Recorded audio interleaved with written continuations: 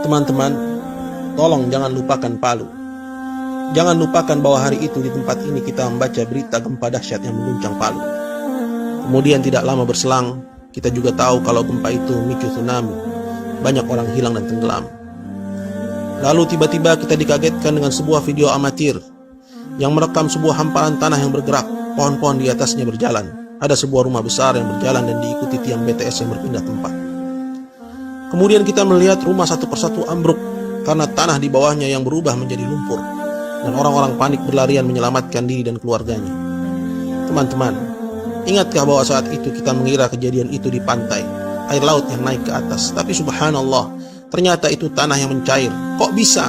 Percaya tidak percaya, video itu kita ulang berkali-kali, mata kita tidak berkedip, otak berputar, hati berdegup menghayati kengerian orang-orang yang mengalami kejadian itu di sana. Ya Allah, bencana apakah ini? Ada apakah dengan bumi? Teman-teman, saat ini waktu sudah berlalu semenjak peristiwa itu. Masih adakah kengerian itu di dada? Atau masih terselipkah rasa mencekam itu?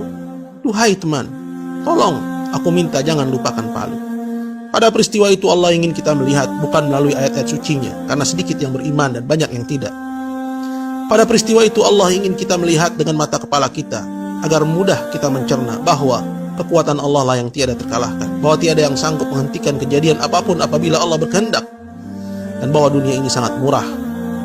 Amalan kita lah yang berharga. Teman-teman, tolong jangan lupakan Palu. Di Palu Allah izinkan bumi ini bernafas. Hanya sekian detik semua luluh lantak rata dengan tanah. Belakangan akhirnya kita tahu ada pesta di Palu, pesta kesyirikan, ada musik, tabarruj, wanita-wanita menari, judi, zina di Petobo, bahkan LGBT kongres di sana.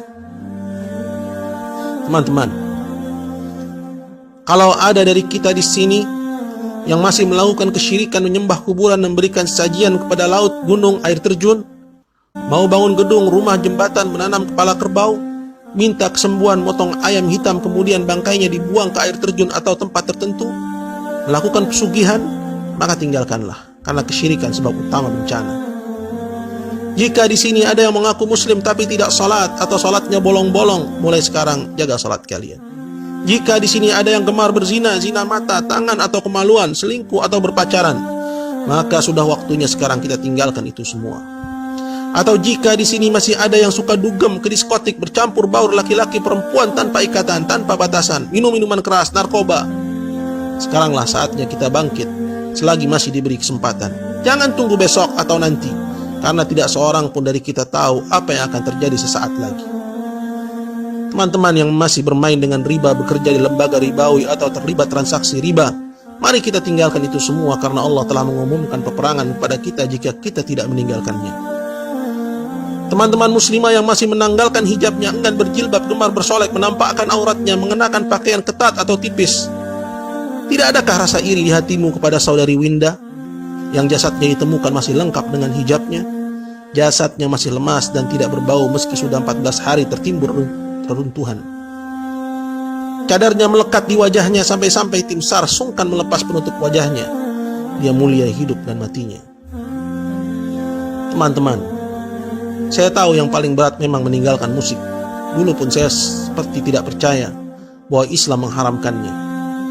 Tapi saat Allah jadikan kecintaan kepada Al-Quran di dalam dada dan dorongan kepada musik akhirnya banyak berkurang. Karena tidak akan bertemu kecintaan kepada musik dengan kekhusyuan mentadabburi Al-Quran. Saya yakin saat ajal nanti tidak satu pun dari kita yang ingin diperdengarkan musik dambaannya, biduan idolanya.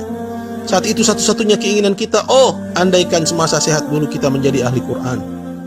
Tapi bagaimana bisa itu terwujud jika sampai sekarang tidak ada keinginan kita berlepas dari musik? Teman-teman, tolong jangan lupakan Palu. Itu cara Allah menegur kita agar segera kita kembali kepadanya, bertaubat dari segala macam dosa, bersemangat mempelajari agamanya dan mengamalkannya. Ya Allah, kami tidak tahu harus sedahsyat apalagi teguranmu kepada kami jika gempa mengerikan di Palu kemarin belum juga menggugah hati ini, menggerakkan diri ini untuk memohon ampunanmu. Teman-teman, tolong sebarluaskan pesan ini dan jangan diabaikan. Semoga dengannya ada hati yang terketuk dan segera kembali bertaubat kepada Allah. Semoga Allah jauhkan kita dan negeri ini dari bencana dan musibah yang menghantui. Dan semoga Allah kembalikan kedamaian dan ketentraman di negeri ini sebagaimana masa-masa kecil kita dulu.